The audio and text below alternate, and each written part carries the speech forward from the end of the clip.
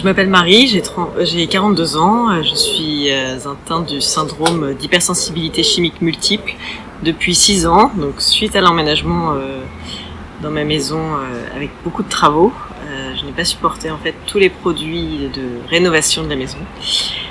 Depuis, j'ai déclenché des hypersensibilités à tout ce qui était produits d'entretien, produits cosmétiques, lessive, parfums, teinture de vêtements et également produits anti-acariens, anti-mites, etc.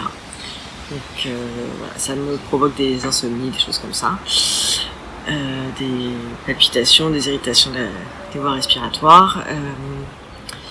Voilà, le message que j'aimerais faire passer, c'est surtout un besoin de reconnaissance en fait de cette pathologie, parce que c'est une pathologie invisible et qui apporte en fait la non-reconnaissance une double peine pour les malades.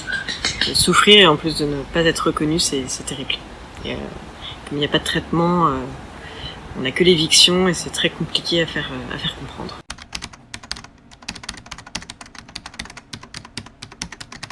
Alors en fait, comme chose pénible, c'est dans mon travail, on devait emménager dans des nouveaux locaux. J'ai dû aller voir le service médical et le service handicap. J'ai eu la chance d'avoir une oreille attentive et de pouvoir avoir une dérogation pour être dans des locaux non refaits. Mais en revanche, certains collègues n'ont pas compris en fait cette dérogation. J'ai été un peu stigmatisée là-dessus et ça a porté préjudice sur certaines choses. Alors que s'il y avait une reconnaissance de cette pathologie, ce serait beaucoup plus simple et beaucoup plus explicite pour les autres et pour moi.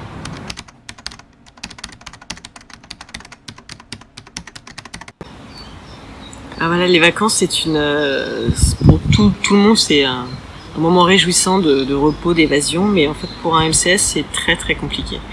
C'est-à-dire qu'on fait d'abord, on cherche une maison, une location, on appelle les propriétaires, on interroge sur les peintures, sur les travaux récents, sur les produits d'entretien, on demande à ce que ce soit pas nettoyé avec ça, etc. Donc ça c'est une première étape. Ensuite on paye notre location, on arrive sur place, on vérifie et là il peut y avoir toujours des surprises. Moi la dernière mauvaise surprise c'était tous les lits étaient avec des alaises traités anti-acariens. Et là ça a été le début d'un cauchemar parce que alors déjà j'ai pas réussi à dormir dans la maison, j'ai dormi dans le jardin pendant une semaine sous un toit de tente avec de la pluie. Donc c'était fatigant, mais en plus la cerise sur le gâteau c'est que j'ai rapporté des draps infectés par les pesticides anti-acariens chez moi et depuis c'est un cauchemar. Donc les vacances c'est très compliqué et c'est aussi très compliqué aussi pour ma famille parce que ils viennent avec moi et ils se prennent toutes ces contraintes là et voilà.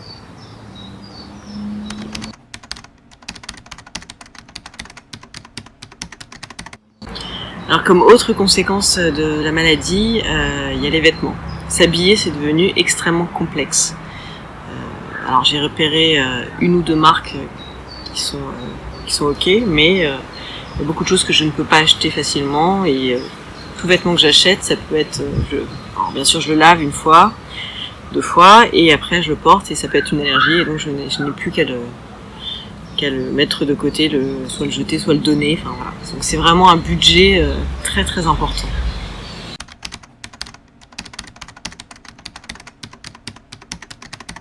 Alors la conséquence autre de cette pathologie, c'est que j'ai dû modifier toute ma façon de consommer au quotidien, dans l'alimentation.